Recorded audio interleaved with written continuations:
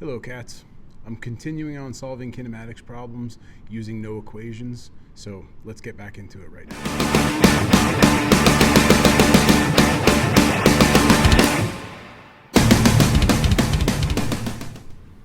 Okay, so here's the problem that we're working on. It says the initial velocity of a particle, v of 0, is equal to 5 meters per second, and the acceleration is 4 meters per second square over a time of 6 seconds.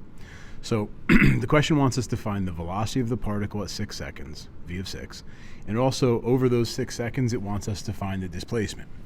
Now, I think I've said this before, typically in a physics class, you learn a bunch of equations and then you select the appropriate equations to try to solve the problem.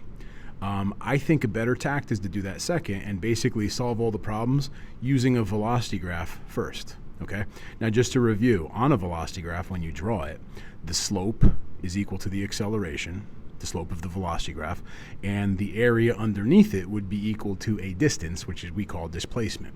All right, so let's go over and see how this one goes. So let's fill in all the information. Here we go.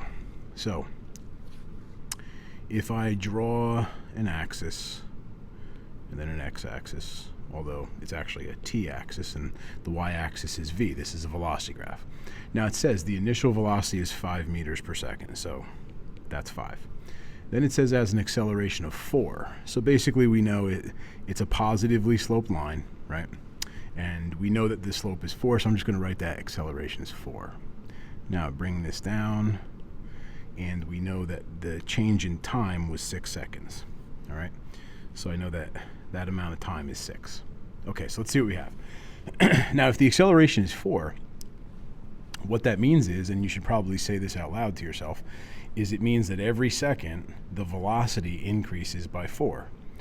And this is really no different than when you were using slope in Algebra 1 class, okay? So if I literally counted this out, it'd be like over 1 second, my velocity goes up by 4. Over another second, my velocity goes up by 4.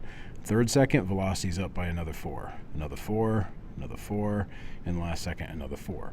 But basically, you can just say, okay, well, if every second my velocity goes up by 4, then over 6 seconds, my velocity is going to increase by 24. So essentially, when I didn't mean to erase that. What I have now is this. This is 6 seconds.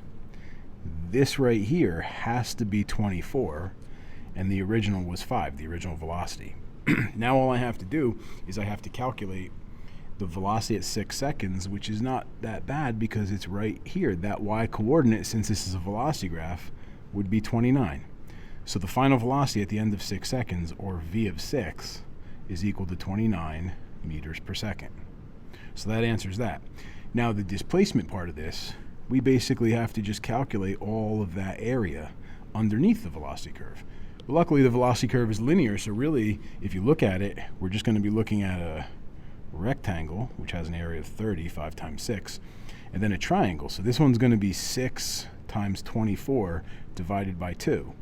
And that would be 72, I believe, because it's 6 times 24 divided by 2, and that's the same thing as 6 times 12, which is just 72. So basically I know that this particle moved 72 meters. Nope, I'm sorry, back up for a second. It's 72 for the upper half. What I have to do with that 72 is I got to do the total area. So that's going to be 102 meters. Okay? So you got to remember that total area down there would be 102 because you have to include that bottom rectangle. All right, hope this helped, and on to the next problem.